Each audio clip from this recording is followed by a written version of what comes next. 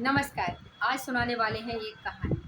जी हाँ, प्राचीन काल में जब सभी बच्चे गुरुकुल में शिक्षा ग्रहण करने के लिए जाया करते थे, उस समय भरद्वाज नाम का एक बच्चा भी शिक्षा ग्रहण करने पहुंचा।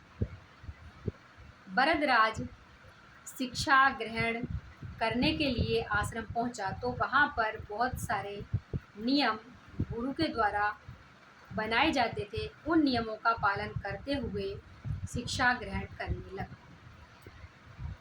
अब जो सारे बच्चे थे वो तो गुरुजी की बातें समझ पाते थे, लेकिन भरद्वाज को गुरुजी के द्वारा बताई गई बातें कम समझ में आती थी।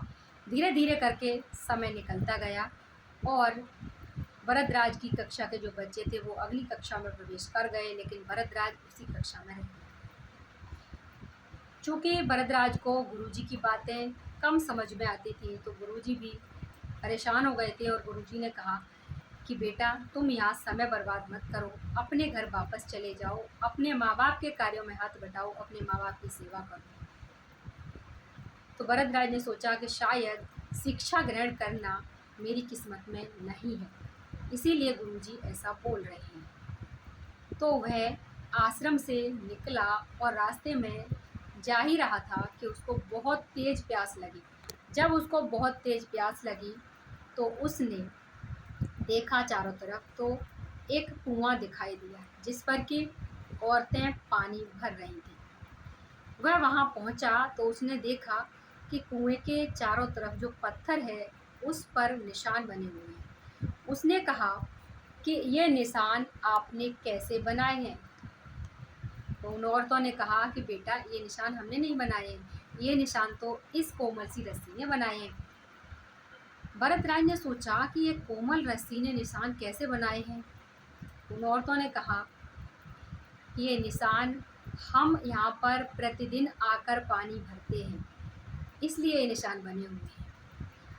तो भरद्वाज ने सोचा कि ये जब कोमल सी रस्सी इस पत्थर को काट सकती है तो मैं बार बार अभ्यास के द्वारा शिक्षा ग्रहण क्यों नहीं कर सकता।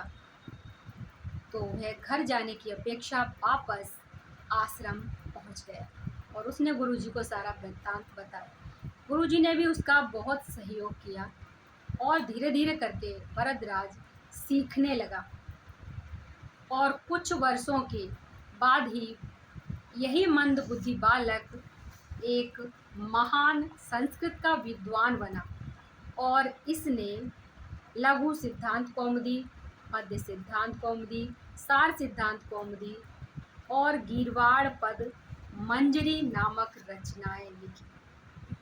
जी हाँ, कहने का तात्पर्य है कि करत करत अभ्यास के जड़मत होत सुजान, रसरी आवत जात ही सिल पर परत निशान। तो हमें भी अगर हमें किसी भी कार्य में सफल होना है तो अभ्यास बहुत ज़रूरी है। तो अभ्यास करते रहिए और आगे बढ़ते रहिए। धन्यवाद।